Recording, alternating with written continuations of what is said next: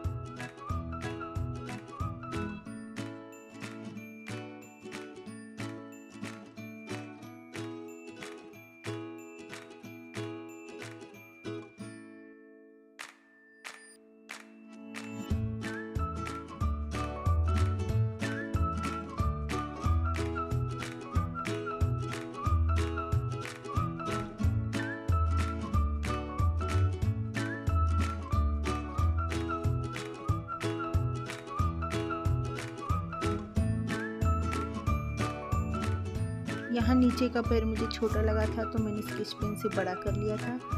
अब वो जो पेंसिल का ड्रॉ किया है हमें इरेज कर लेना है।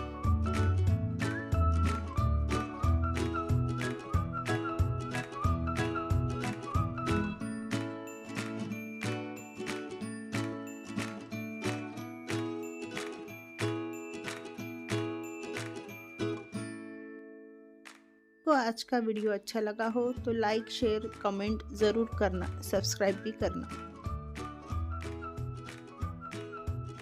अब हमें के और यल निकालना है। सेम वैसे ही निकालना है जैसे हमने पहले वीडियो में देखा था। पहले ड्रॉ कर लेना है पेंसिल से, फिर उसको स्केच पेन से डार्क कर लेना है।